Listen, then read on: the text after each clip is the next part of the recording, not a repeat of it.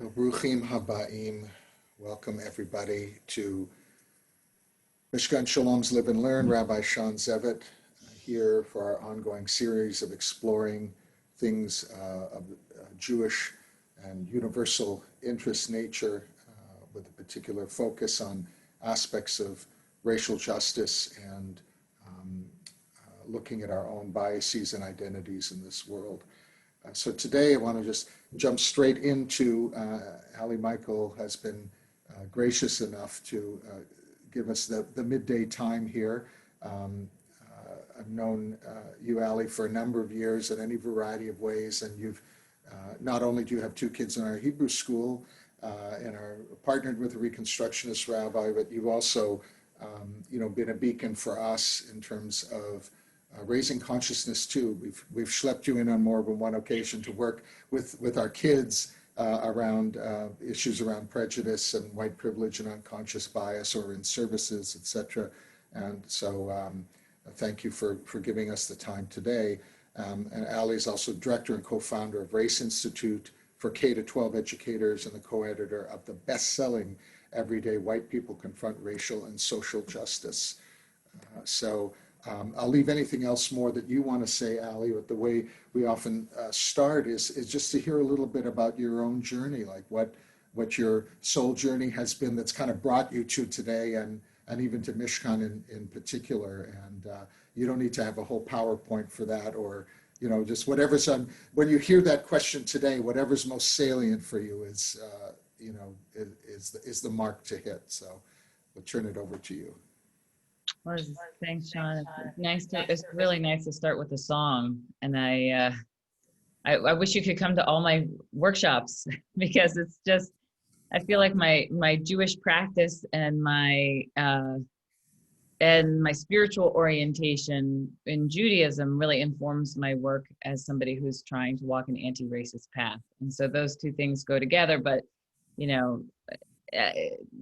I can't, when I'm in services, I can't not be thinking about my anti-racist practice, because so much of my conception of God is about the oneness that would exist in the world, that could exist in the world, that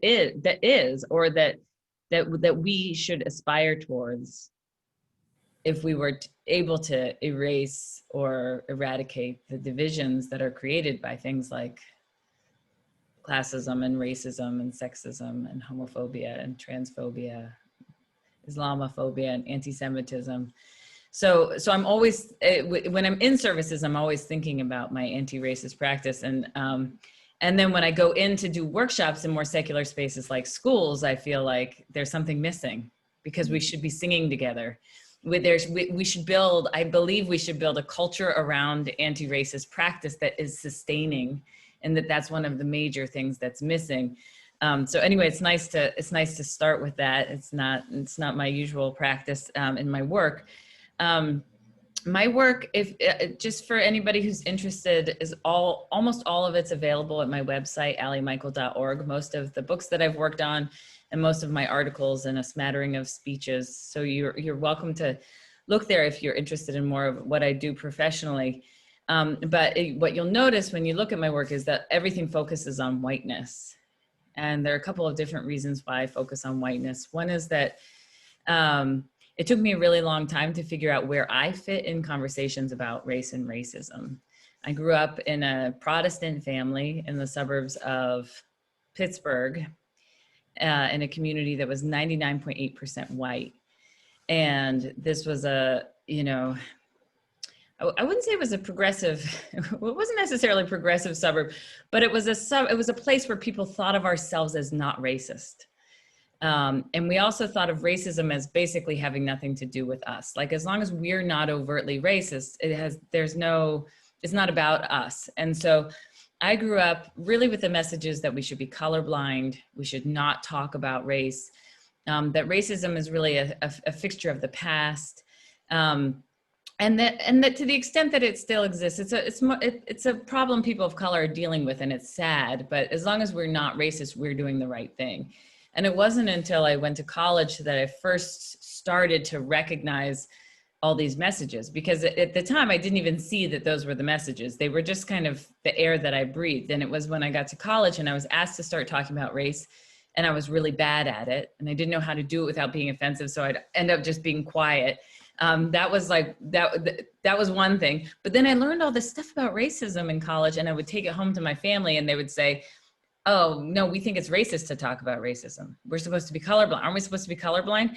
And so then I felt kind of stuck in these two different worlds. And at one point, there were two things that happened in college that really made me start to think about whiteness. One was someone turned to me and said, so what about you? What's your racial story? And I just felt like I don't, I'm white. Like, what would my racial story be? I don't have a racial story. So that was the beginning of trying to figure out, like, do I have a racial story? What would your racial story be as a white person?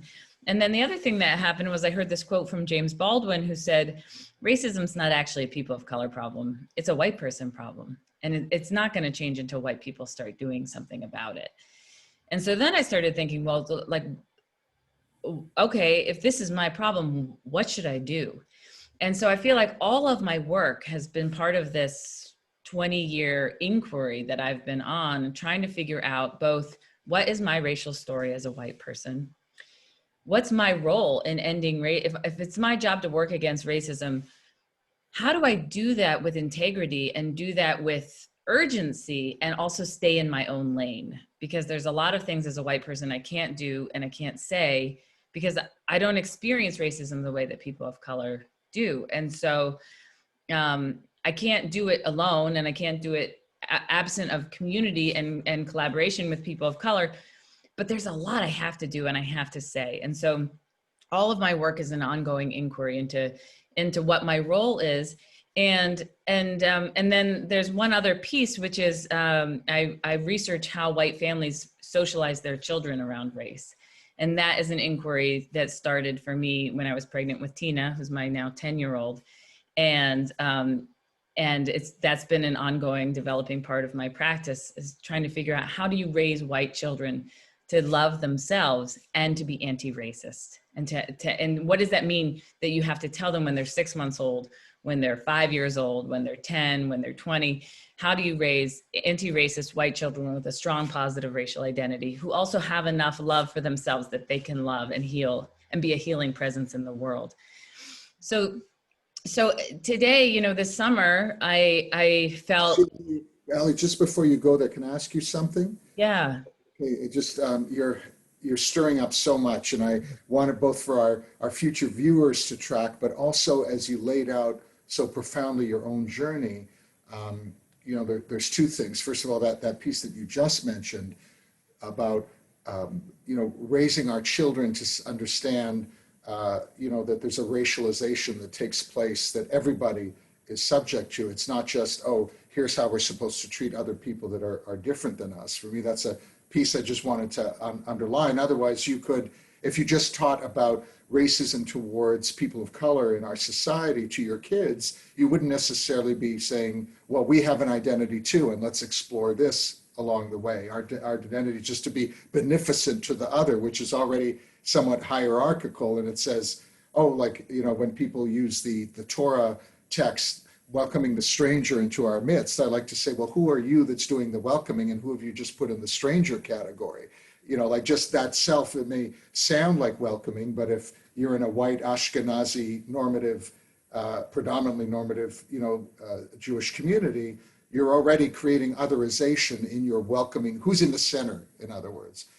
But the piece that I can imagine many people, either even here today or viewing this in the future, the question that you asked, that I certainly didn't have that language to ask at that stage when I think of being in college or university, though I went to fine arts acting school. So the cast of characters I was thrown in the mosh pit with just blew any, before there was gender fluidity or a lot of the terms we use today, everyone inhabited those various identity markers. So that was like just part of the landscape.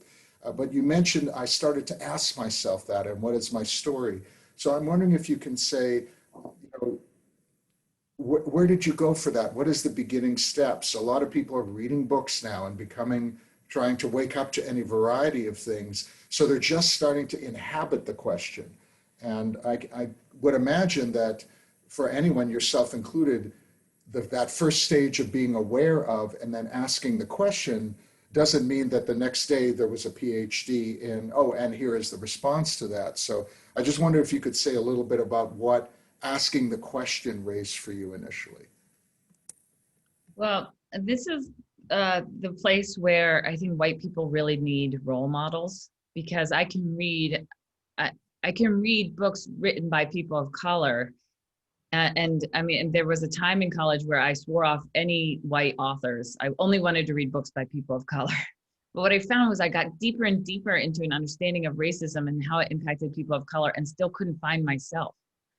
And so what I needed was theorists who were white, who theorized about whiteness, and and role models, what anti-racist or white people trying to be anti-racist, who I could look to and say, and you know, that's actually why we published that book, Everyday White People Confront Racial and Social Injustice, because there's a Black psychologist named Dr. Beverly Daniel Tatum, who says basically for white people to develop an anti-racist identity, they need models of what it even looks like. And so we put together that book, which is 15 stories of white people who have spent more than 30 years of their lives living into an anti-racist practice.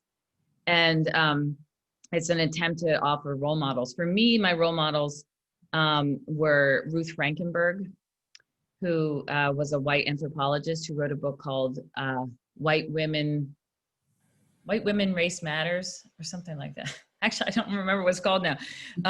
But she helped me really identify what whiteness is.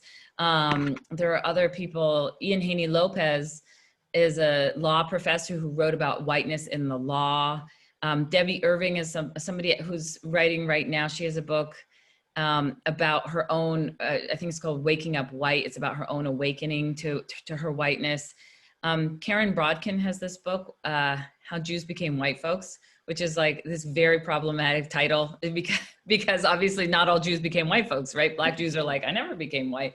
But it's about the story of how Ashkenazi Jews in the US kind of went from being seen as non-white people to being seen as white people after World War II, and the ways that impacted her as somebody who was coming of age at that time, and how the ground basically was shifting under her feet. And so she grew up as a young person not identifying as white, and then as a teenager feeling like there's no escaping that's the box I'm getting put in by my society. And so I think reading Tim Wise is another white person who writes about his own journey, who I read early on, and it helped me just to see like what it looked like for white people to wrestle with their own positionality as white people, and then their own tasks. And so that's also what I try to do. I try to be very clear in my own trainings, in my own workshops about my own journey and the mistakes I make, on a daily basis. And I try to continue to offer a way that white people might be able to see themselves in my own story or my own process. Part of my racial story is that I grew up colorblind. I didn't know that till I heard Sarah Halley, who I know you know and has spoken at Mishkan, say, sometimes the silence is your story. Because I was stuck on like, well, my parents didn't use racial slurs, so what would my racial story be? That was the only racial story I knew for a white person. And the idea that color blindness or not talking about race is part of my story. Then here, I grew up in this almost all white suburban community.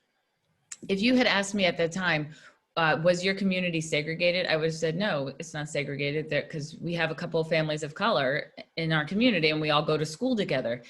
And so my vision of what segregation was based on Jim Crow and on like Southern towns. But if I zoomed out from my community, I would have been able to see that we were almost all white in a community that was 10 miles away from a community that was almost all Black. And we never mixed. And in fact, we were afraid of that community. We never went there. And so that mixed with the fact that we weren't talking about race, mixed with the fact that I was taking in a lot of implicit messages from the media about how dangerous Black people and Black communities are, meant that I was developing these ideas. I was developing this idea that like white people and Black people are distinctly different, and that Black people are dangerous, white people are safe. So, and nobody was talking about it, so we couldn't counter those ideas. So all of that is part of my racial story. The fact that you can't have an all-white community, an almost all-white community in a multiracial nation like ours, without overt social and public policy that creates that all-white space.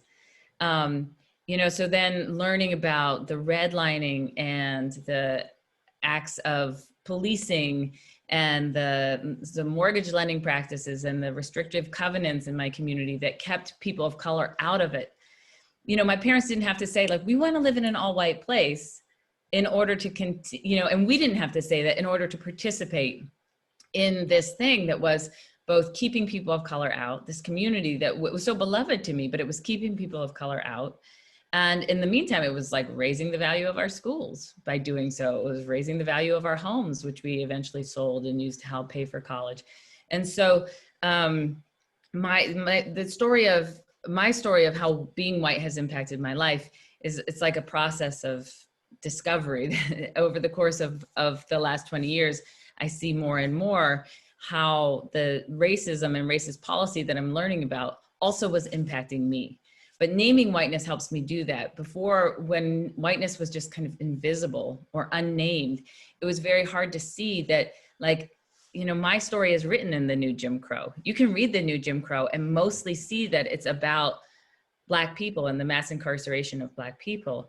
But my story is there too, between the lines, as a white person who was not harassed by police and who was never arrested and never invited to register a plea bargain, and all of the rest. And so I guess it's those two things. It's both looking between the lines of the racial stories we tell for where my story as a white person is, and then finding role models who can help me see what it looks like to be a white person trying to walk an anti-racist path. Something you already touched on that I'm kind of tracking even inside myself, which I know is part of our consciousness work, is to track the somatic nature of this, that both the trauma but also the taking on often has that cellular piece. So I'm watching like, oh, it's interesting. I'm getting that little queasy feeling as Ali's talking in my stomach, or, particularly about this or that, and what the body is saying. Am I reliving a moment, or am I feeling defended against it?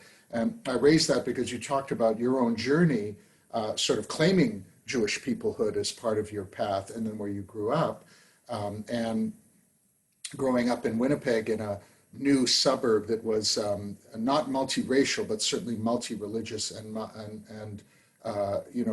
multicultural that way. And then, being in Toronto, one of the most diverse cities in the world, until I came to Philadelphia to rabbinical school, being exposed to a lot of pieces. So for me, part of the journey has been also to name and accept the whiteness without defense, because I knew what it was like to grow up with some of the privileges you just mentioned. Clearly, we were able to go to that new housing development.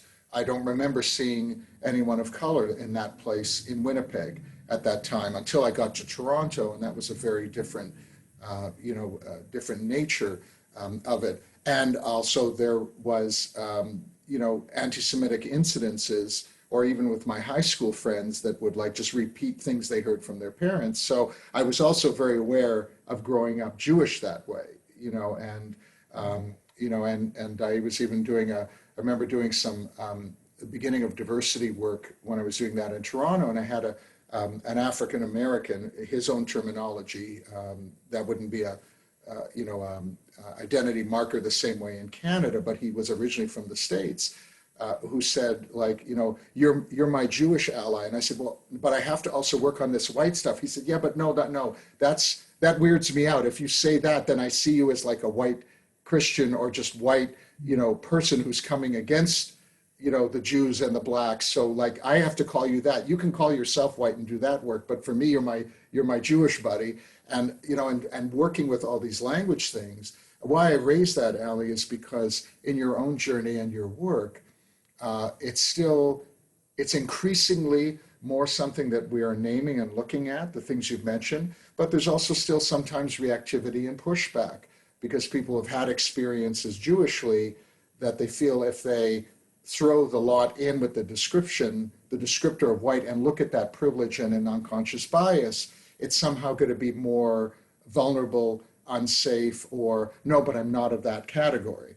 And we know in our own tradition, Elu ve'elu divrei Elohim Chaim, that the sages would say, well, these and these are the words of the living God. So, there's a place of looking at multiple perspectives that doesn't mean you make false choices.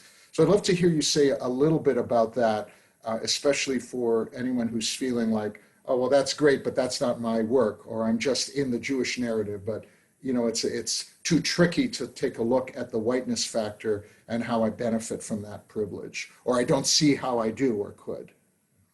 Yeah, absolutely. I think it's a great question.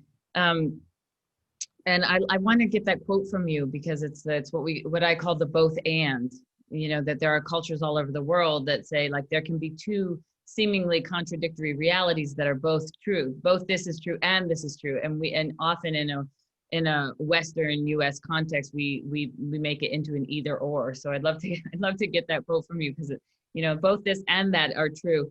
I think it's complicated because whiteness is something that is not static. Racial categories are not static because they are social constructions. They change over time.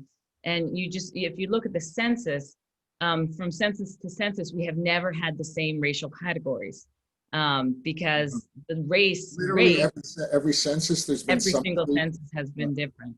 And so race is something that is regulated by the state and is regulated differently in different governments. And so there's a definition of whiteness that I really love that comes from a Jewish theorist named Paul Kivel. And he's also a feminist kind of anti-sexism scholar. And he's also a scholar of how much like Christian culture impacts American culture.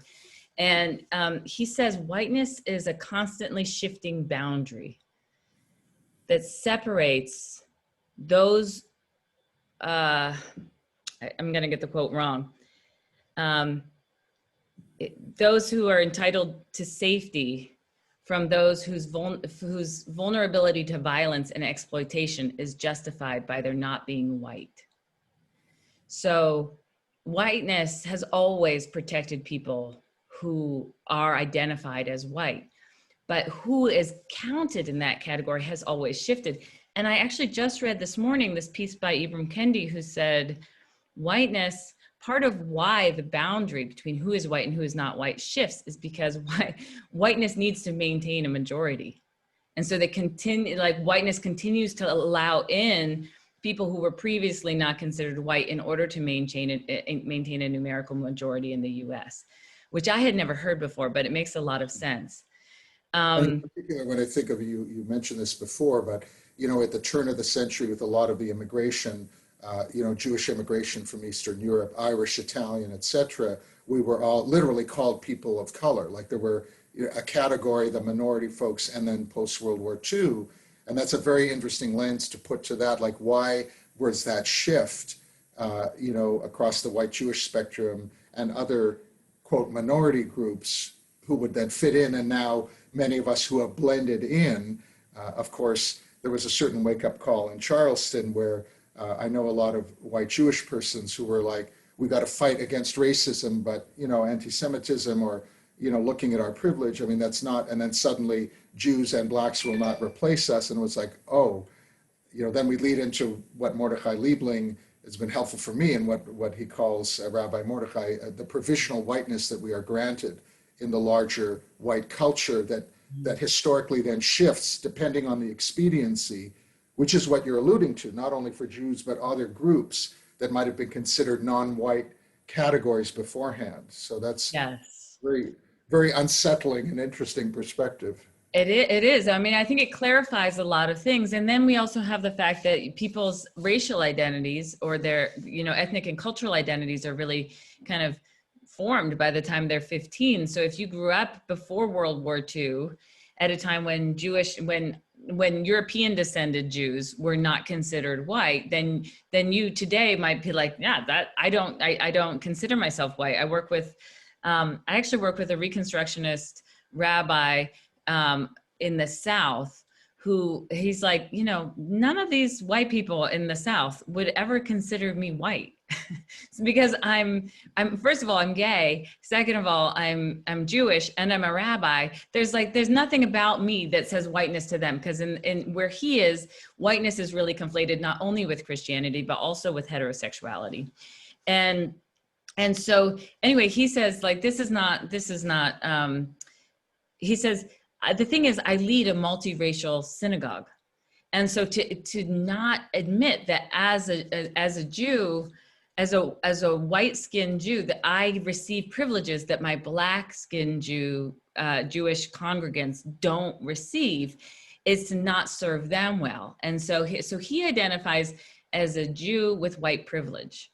And that's how he navigates his identity. He wants to acknowledge that there are lots of places where he receives white privilege. And he does that so that he can also better lead a multiracial congregation.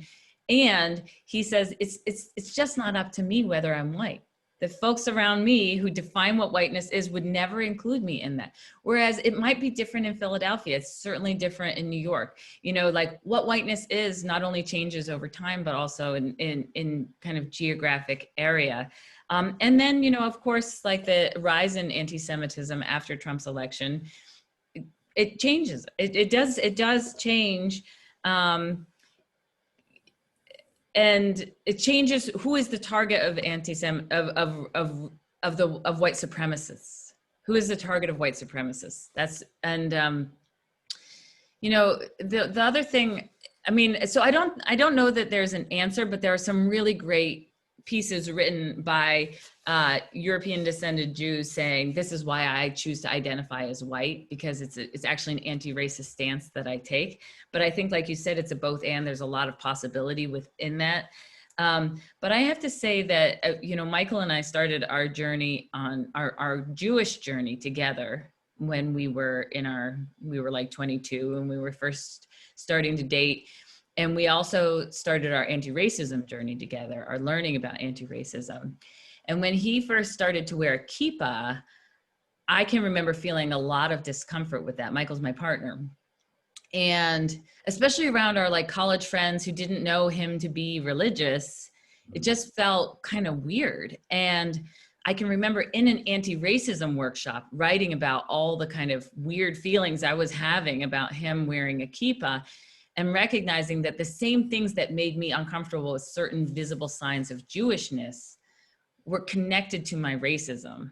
And so even as I was working through my own racism, I was also working through some of my anti-Semitism or my discomfort with signs of Jewishness. And so I think our capacity as a couple and as a family to really embrace Judaism is partly connected to our journey as people who are trying to figure out what it means to be white people on an anti-racist path, trying to unlearn some of those messages that we had received as, or that we had just absorbed in predominantly white, predominantly Christian contexts throughout our early lives. Now, so as you're laying all that out for us, I'm aware of things that you have, spoken to at Mishkan Shalom and many other places as well, that the aspect of unconscious bias, I'm sorry, I'm forgetting the phrase right now, when we do things, microaggressions, right, and things like that. And that since we are a diverse community ourselves, with about 10 or 15% of our members being of color, including African American, Jewish and non-Jewish partners, or the kids of, et cetera, multiracial families, that's a piece that we need to be careful of, and not triumphalist about. So, we're addressing how would one, your own journey, and then how would one change one's perspectives and also actions, and try to work in that anti-racism, way. And then there's the fact of, well, we consider ourselves woke. We're all about this. And the truth is, so many of us are on the front lines of doing this and that. But of course, one of the blind spots is when we think we have, how to put it, in my view, we're never there. Like, that's immediately a blind spot. Oh, I've dealt with all my homophobia and racism and sexism, etc. Is that's the crack, not where the light comes in, but where the shadow says, I got you, right? And sometimes there is that triumphalism, oh, we've dealt with this, or as a community. And I've seen people, felt the ouch here and there when, someone has approached them thinking they were the custodian, as opposed to the white member, or just assuming, oh, where did your kids come from? And, all those pieces that are, may seem benign, but also reiterate, the sense of not full acceptance or unsafety.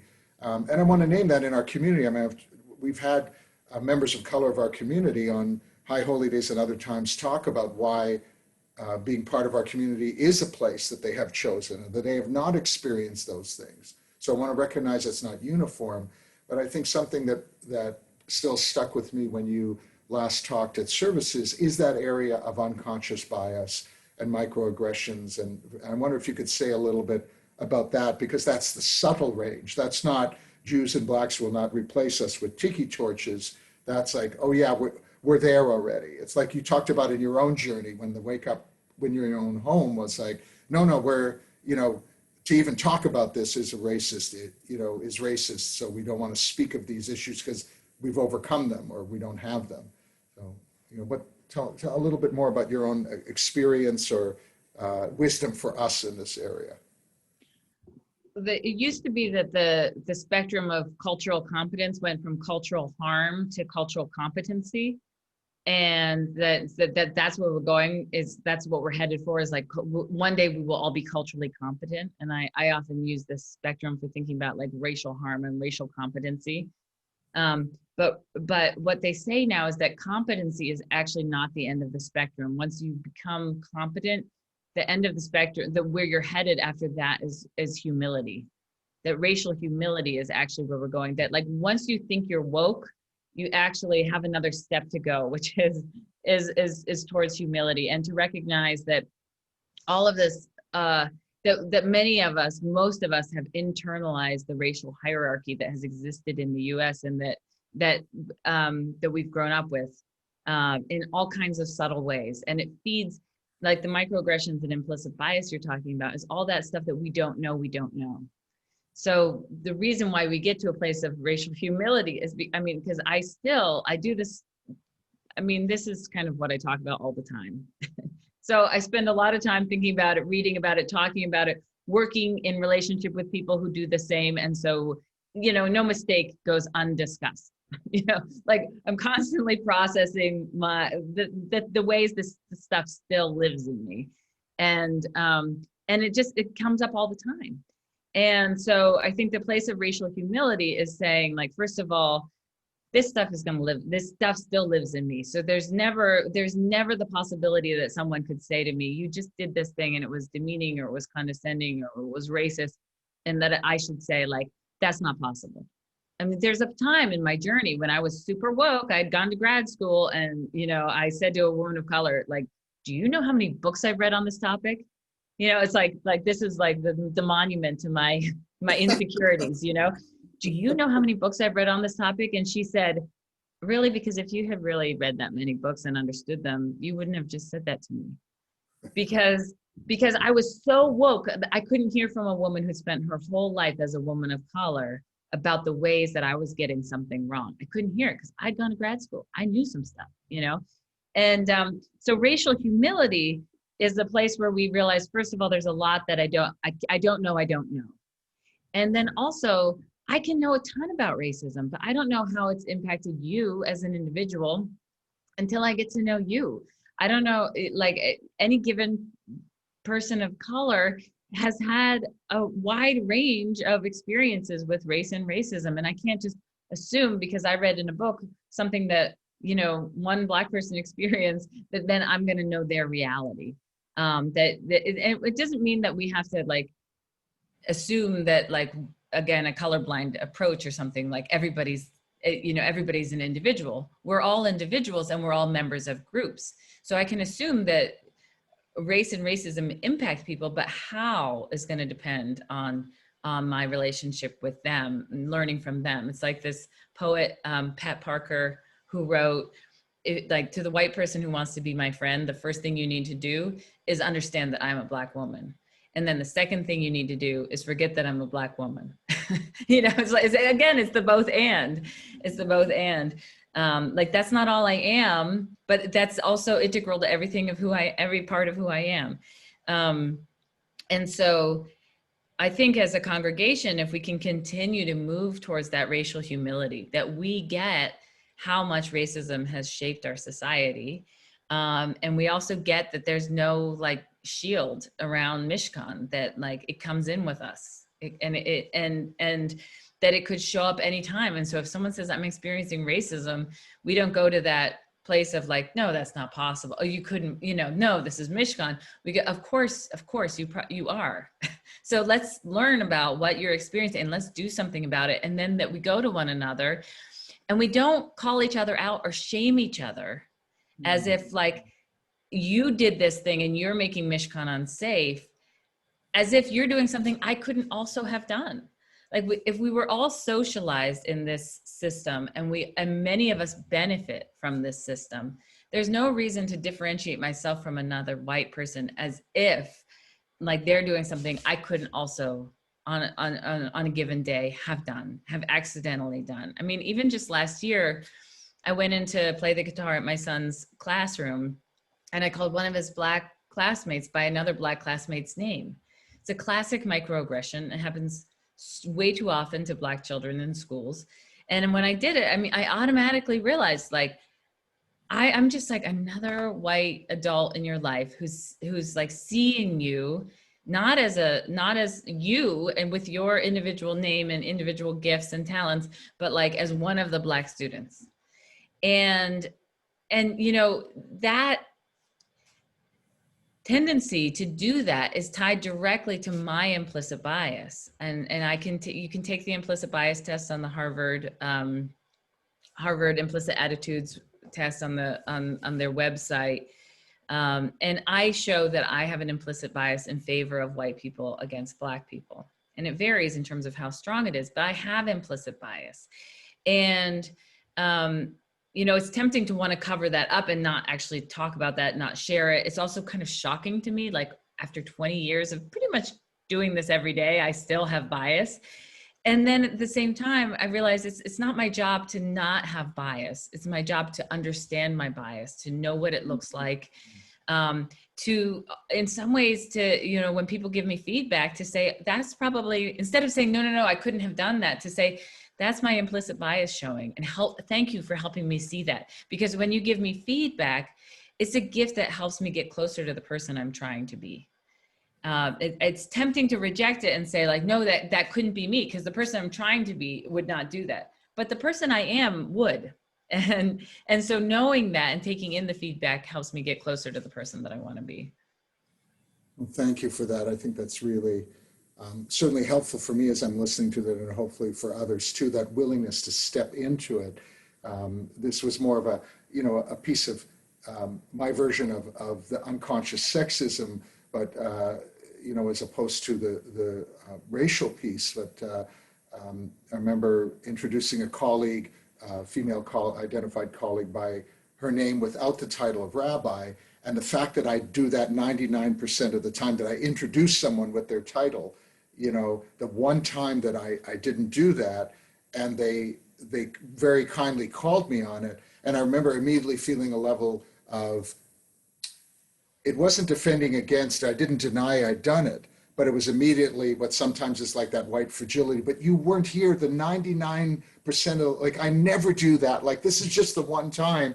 And, I somewhat embarrassedly have to think back that I couldn't let that go. Like, I still needed to somehow say absolutely and next time, and I did it next time, but I couldn't let go of the fact that, and you're not seeing me for all the good I do in the world in that moment. and which is itself a privileged position. So, but as you say, Ali, there's going to be bumps along the road. And when I think of my own life experience, or particularly, since coming to Mishkan, being intensively involved in multiracial, multi-faith coalitions, doing this work, it's in fact those moments where there's the ouch and you can name it and work through it that is the deepening of the relationship, and the showing up for each other again and again, even without words. Because sometimes I think we equate a lot of this work with, if we can frame it conceptually or with language. But, I've often been told that if I'm experienced as an ally, it's because of the places I've shown up to and walked side by side, particularly from people of color, where it's like, yeah, white people say a lot of good stuff, but are you, this coming election, will you be there with me afterwards if stuff gets really complicated, or will you just look after your own group? And, things that still arise in moments of tense points. So I think you're encouraging, and I want to underscore that for all of us here or listening, to say those moments of awareness or awakening, right, are moments of possibility, and aren't necessarily moments where we have to prove our credentials or then collapse and think that we're terrible people. There's a beautiful phrase we chant it every Friday night in the HANDOUT, the welcoming the beloved part of ourselves, the universe, the cosmos, divinity, each other. And the phrase right in the middle of the HANDOUT is hitorari, kiva orech kumi uri. Wake myself up. Now get up and be awoken, right? And so, of course, we're singing it not in dreamland, right? So we're clearly awake on one level, but there's that self-awakening, that realization. Now, what am I going to do with this? And I appreciate the last kind of shtickle, the Jewish piece I'll attach to that and then open up the conversation. When you were talking about the humility, if we bring in some of the Jewish spiritual overlay, which is a little different than the larger societal piece, because sometimes humility is looked at as weakness, as one particular part of a political spectrum than others. But anava in Hebrew, the sense of shedding, of being kind of letting go of the baggage and being open in a clear channel, which is how Moses is described, that there was never a prophet that arose who was in such a place of humility, which in the Musar practice in Kabbalah is also an attribute to aspire to. It's very different than saying, I'm not nothing, oh no, you go out and enjoy, you enjoy, I'll sit here in the dark, and that's somehow being humble, or being, I'm such a piece of crap. We're not good for, much in terms of justice or allyship or living a more enlightened and integrated life if we think that humility means that we're just so, broken or have no worth. So I just wanted to add that piece, that we can see from a Jewish perspective that humility level that you're saying, beyond the recognition piece, to live into that, it can actually be something that is seen as a quality and an aspiration, as opposed to a degrading of self, although it may also mean the giving up. Like, let's just name that too. It may be, how we have resources or that privilege. We don't get to just be more awoken and nothing changes, or then, oh, no, I don't want to give up that status. I just want to be aware of it. So I just wanted to offer those things and, hear where you stand. And then there's been a little chatter going on in the chat room here, which is worth its weight in gold too. But we'll give people a space if there's anything that they want to say after this. But I wanted to come back to you before opening it up. Yeah, I appreciate that, because I definitely spent the first many years of my journey feeling guilty for being white and feeling guilty for the privileges that I've had access to. And I can definitely see the way I've become more proactive and more useful when I get away from that guilt. But for a while I thought, guilt is not useful. And what I realized is that actually I spent probably 5 years in my early 20s feeling guilty in ways that helped me structure my life around my values and live into my integrity. And so that shaped decisions about where I lived and where I sent my kids to school and how I spend my money and how I earn my money. And so So I don't think guilt is necessarily bad. I don't, they differentiate between guilt being like for something that you did and shame being for something that you are. And like, I can't feel shame about being a white person. I am white, but I have choice about what kind of white person I want to be. And then the guilt helps me kind of navigate towards, like this summer I offered I offered a learning series for white people on how to have a book club, how to have an anti-racist white learning space that's basically more than just a book club. I'm responding to an op-ed in the Washington Post that said, when Black people are in pain, white people join book clubs. And I was like, oh, that hits really hard. I was about to do the same thing you just That did. is really hard. In fact, I didn't even read it right away. I emailed it to myself because I was like, oh, I don't even want to, I can't right now. And then I did ultimately read it. And then I offered this learning space for white people that I thought would attract 20 or 30 people, and it attracted 350 participants. And so then I was left for days with this guilt. I can't take all this money. I make people pay for my learning series because I want them to show up and I want them to value them. But this is way too much money. And so it wasn't until I figured out where I was going to give the money that came in from this series that I could like let go of that guilt. And so I think guilt can be instructive. And I really appreciate, Rabbi Shawn, the way that you've kind of monitored yourself physiologically throughout this conversation and said, oh, I feel that in my gut, or I feel that, because I think that is really one anti-racism skill that is critical to our growth.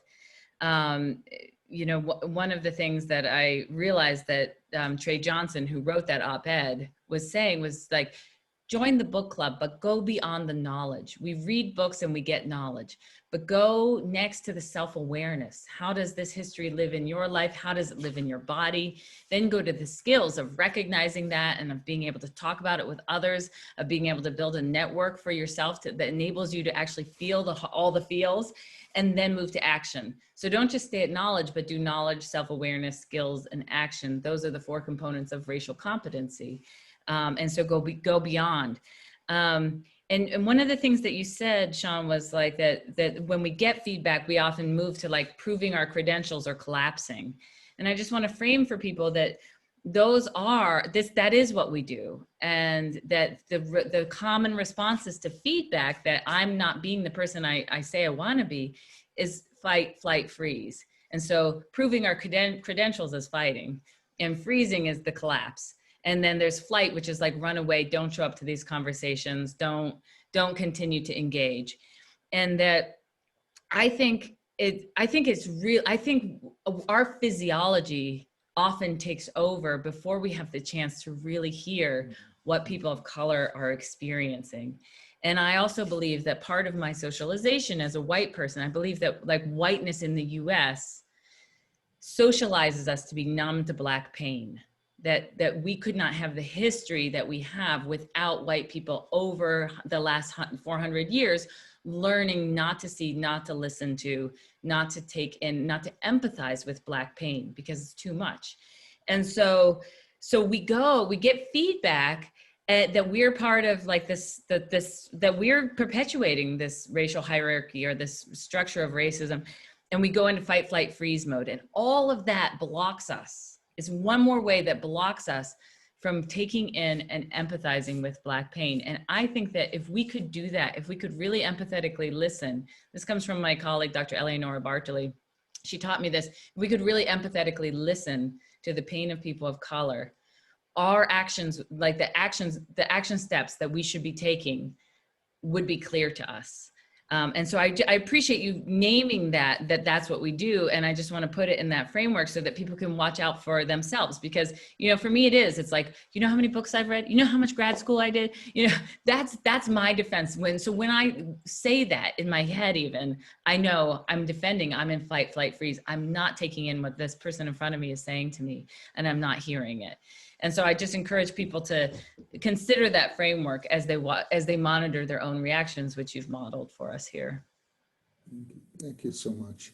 I know our time is short, and I just want to see if there's anybody who's on the call that wanted to unmute and ask you a particular question before we come in for a landing in about 10 minutes. So we'll just make that opportunity available. I'll stop the recording for a moment here and then, pick up with your response. So Well, could you, Ali, if you don't mind just restating the inquiry and then go whatever you want to respond. yeah, well, the question is what do you tell a 6-month-old about race? What do you talk about with kids who are very young, who are toddlers or 2 or 3 years old? So this book just came out from Ibram Kendi, Anti-Racist Baby. And what I love about it is he talks about the things parents need to know in order to raise anti-racist children. And it's not for babies. Like no baby's gonna understand this. There's gorgeous pictures. But he says, 1, open your eyes to all skin colors. Anti-racist baby learns all the colors, not because race is true. If you claim to be colorblind, you deny what's right in front of you. So as you read this to your child, you learn like some of the fundamentals about race that we should be teaching our kids all the way through, which is why I love this book. When they're 6 months, they're not gonna know they're not necessarily gonna know what you're saying. I mean, there's part of who do you socialize them around and where do you live and that kind of thing. But more than anything, I say, talk to your baby about skin color and try to interrupt stereotypes that you see in books, because that is what enables you to practice talking about race as your child gets older. So fundamentally, my role as a white parent is to interrupt my own socialization to be colorblind and not talk about race. So what that means is starting a relationship with my child where, again, race is not real. Race is a social construction. We all have melanin. We all have different skin color that is real, is biological. It doesn't make us better or worse than one another.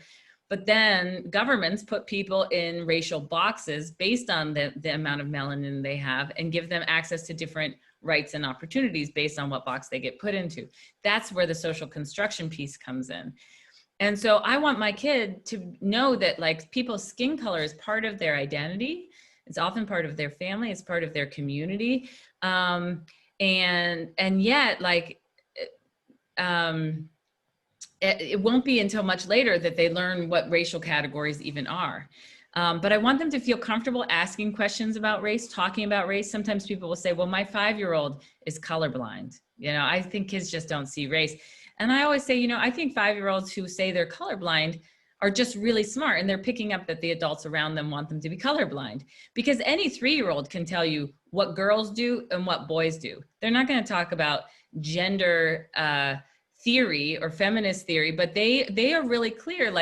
This is how you signify girlness, and this is how you signify boyness, and I'm going to signify what feels right to me. And so they do that even though they don't know gender theory. They don't need to know race theory to already be making assumptions about people. So I might I remember that this pop-up toy that I had with my kids where you pop up, you press the button and the farmer pops up, and then the cow pops up, and then the chicken pops up, and you play it with a 8-month-old. And I remember saying, this farmer is white, but did you know that not all farmers are white? In fact, we have Julia Weeks' husband, we have an urban farmer who lives right across the street who's Black. And there are lots of farmers in the world who are people of color. There are Black farmers in Africa, and there are urban farmers in Philadelphia, and there are, meanwhile, the whole time I'm saying it, I'm thinking, what do I know about the racial diversity of farmers around the world? But I also do know that it's just the same way that when my kids are bombarded by images of heterosexuality every day, every book they read has, if not exclusively images of heterosexual couples, it's the majority, but it's almost always exclusively. So I try on a regular basis when heterosexuality is in their faces to say, not all couples are heterosexual. Do you know that boys can marry boys and girls can marry boys? Or boys fall in love with boys, when we're reading a story of teenage romance, suggests that there could be a crush between these two characters that seem flirtatious who are both boys. And just not, I think what our kids get fed is this diet of whiteness and heterosexuality and gender binary. And what they need for us to do is continue to help them think outside the racial boxes that we're given and continue to challenge, So I remember when Tina drew a picture of Cinderella with brown skin. And she was 4 years old. And we had been talking about the fact that like Disney decided to make princesses white, but you could have made a different, people could have made a different decision. And you don't have to do that. Cinderella can have any skin color that you want. And so helping them to both analyze the messages that they're taking in from media around them and also challenge it. And also just be able to name it. So my main goal is to have kids who can ask me questions and feel like talking about race is a normal thing. I don't have all the answers. And yet I want to be an ongoing dialogue. They say that racial socialization is what you do consistently, persistently, and in an enduring manner. So if you take your child to Hidden Figures one time, you know, once a year, you can go see a movie about people of color, then like, that's not actually your racial socialization. It's good that you did that, but what do you do week in and week out? If week in and week out, you're avoiding conversations about race, then that's your primary form of socialization. And so my goal is to have it be a race conscious, anti-racist socialization. And like, sometimes we hit the nail on the head and sometimes we flounder and fail. And I feel like I'm not getting it. And on those days, I just have to remind myself, it's not about getting it right today. It's about the long view of, you know, it's just like, I'm trying to raise kids who say please and thank you. You know how many times you have to teach them that? Even when they're 10? You have to do it once? I'm amazed. And I'm thinking too, Ali, is that, you know, not all of us are in places where the same type of diversity. I even mentioned moving from where I was in Winnipeg to Toronto, or then within Toronto going into the theater department, and it was like opening a door to a whole other, you know, range of identities and behaviors and whatnot. So, but one of my big takeaways, and I kind of want to bring us into that, what are we taking away from this conversation as it comes into a landing place, is that we can still keep doing that work. Just like your comment, beautiful response to the question about parenting, is we're doing the work for ourselves. It's not just what do I do for my kids or my grandkids, for those of us who are grandparents that way. And that might be an interesting navigation because the grandparents and the parents may have different value sets or perspectives on these things. So there's an adult negotiation on what you do with the kids when they're with you in that regard. But we're also doing our own work. So in that moment, I could be in a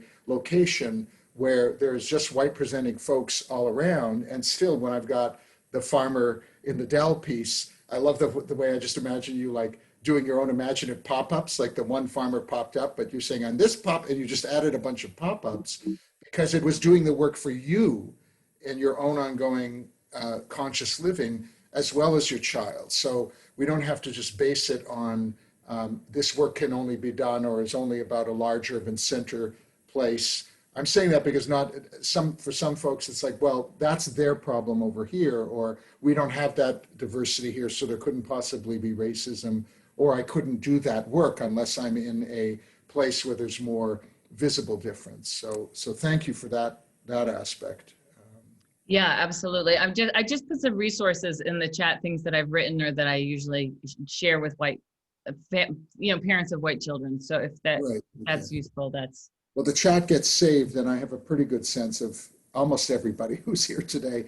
So I'll do that follow-up as well as the Elu, which actually was a theme of our High Holy Days a few years ago, what I called Vav consciousness, which is the Vav letter that turns past into present and can change the future, and also means and is one of the 4 letters in the divine name, the essence of existence name. So, and also seen as the spine. You could say, do I have a spine, the way we use that in terms of standing up, but it's the place that all the connectivity and everything else aligns from in the physical universe for human beings that way. So there's a bunch of other ways to roll with that, and we'll send that afterwards. I've got actually, thank you, David. Actually, I've got it automatically set up, so the chat saves itself as soon as I close the call. So I wonder about any other takeaways, and maybe Ali will just kind of give you the last word here. In wake of this conversation, what are your takeaways as we've been through this? Is there anything that has kind of popped up for you that you want to make note of, or that you want to make sure, we hear? Because every time we have one of these conversations, to truly be in a process is to willing and to be changed by it, not only just say, here's my set of insights. Well, one of the things that I feel like I should say that I always feel a little uncomfortable with, but I really appreciate Sheila's question, because I'm always eager to talk about content, and I'm always eager to talk about ideas. And like I said, if I'm in a service, I'm not ever not thinking about the work that I do, because I don't consider my work a work. I consider it a practice. But I have honestly made cards to bring to Mishkan that I have never brought, that say, please ask me about my work after the Shabbat. Because what happens is, like, if Sheila were to come up to me after a Shabbat service and ask me that question, I would love to have a conversation with her. I would love that, because we're talking about the content. But what I get is like, well, so, are you available, and can you recommend this? And sometimes people want to know, they want consultation on a conflict that's happening at work or something. And I feel like, call me after Shabbat, because even though I'm always thinking about this and I want to engage with it, Shabbat is also the place where I feel like I really elevate my practice by doing my own spiritual work. And so it's just hard. Like, sometimes it's almost hard I think it might've been hard for me to say yes to this, even because it's like, I don't want to be known as I don't want that to be what people know about me, so that then that's all they talk about with me. And I feel almost like a jerk saying that, because I imagine that's how many of our parishioners of color, parishioners, not the word, congregants, parishioners is a Protestant word, I think, but many of our congregants of color probably feel that, like, okay, so I'm going to go to Mishkan, and then people are going to chat to me about like racism. And it's like, but why is that person there? It's very likely not to be able to like be the, congregational consultant on racism on Shabbat. And so I just want to put that out there, because I've gotten better at not sliding people little cards, but just saying, let's call me after Shabbat. Because I think it's also a fine line. Are we talking about content?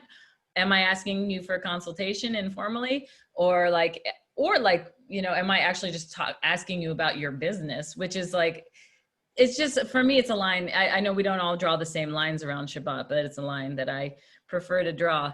And so I wanted to name that here, because it just helps me keep Mishkan the sacred place that it is for me, that it's important to me that we talk about race and racism at Mishkan. And it's important to me to you do that within the service. So I hope that hasn't been No, that's great, because that's content. That's the content. That's like, how do we strive towards the oneness of humanity that we're striving towards? We have to undo racism. We have to figure that out. But it's just that there's just this like line that sometimes we cross, that where it's just like, now I'm asking you to be at work, or to explain your work, or explain your business model, or something that just is like, wait a second, now we're not talking about the oneness of humanity. And it's just, it's like, it's a very fine line. And I say that hoping, that I'm not trying to get out from underneath conversations that congregants of color are having to have. Like, if anybody has to have them, I'd rather have them than one of my, my co-congregants of color. And at the same time, it would be nice if if we could all just like make sure that we're like treading that line, that we're not asking people to work. We're like mutually engaging in inquiry about how to build the world we're trying to build, which is just, it's a different vision. And the other thing I just want to name is that this summer I felt very outmatched, I think as many of us did, by the enormity of the reality we're living in, and by just the manifestations of racism with George Floyd's death, and then just all of the reaction. And so that now, what do we do? And And I talked to a friend of mine who's Spokane Indian who said, "Ali, just don't forget, anti-racism and anti-colonialism is a practice. It's a daily practice. You wake up every day and you engage in your practice, just like meditation. So it's not about like, can we solve this by the fall? Can we give people the answers that they're looking for now that they're looking for them? You know, like, can we rise to meet this moment? That's not the question. The question is, am I getting up every day and engaging in an anti-racist practice? Examining so the definition of racial competency is that it's the knowledge, self-awareness, skills, and action required to recognize racism and intervene with it. We have to recognize it and intervene with it on two levels, inside us and outside us. So am I recognizing and intervening with the racism that I carry? And am I recognizing and intervening with racism in my sphere of influence? There's a lot of things I don't influence, but am I doing it in my sphere of influence? And that's my task on a daily basis. And so I just encourage people who may also be feeling outmatched by the moment to continue to engage the practice. And I believe that's how we grow towards transformation. I think the proper response to that is V'nomar Amen. Let it be, and thank you so much, Ali, for just the richness and what we've covered in a short period of time from your conception to today, and from the conception of ideas to today that you brought us through. And it's so enriching, and just feel so blessed to be in community in the world with you. And that for me gives heart and hope as well, and how we need each other to move through some of the challenges that are yet ahead, and they're real for each of us. And B'Tselem Elohim, in that respect of the diversity of the many reflections we are of potential and possibility in this world. Thank you for elevating that. And we wish everybody else a good day. For those of you that are listening to this afterwards, please know that Live and Learn is a whole series, and we have a library of videos that touch on a variety of subjects, and a number of them on taking a look at racial understandings and anti-racism, anti-Semitism, and prejudice in our world. And thank you, Ali. Again, thank you. It's not only been mincha, an afternoon, a good break and engagement, but a menucha, a gift as well to have you here. And thanks for everyone for joining us, and just wish you blessings for the day ahead. And arm in arm, here we go into the future with its mystery, but you can still vote. Make sure to do that. That's not mysterious, even if the process can sometimes be. Okay, take care, everybody. Thanks, John. Thanks, everybody.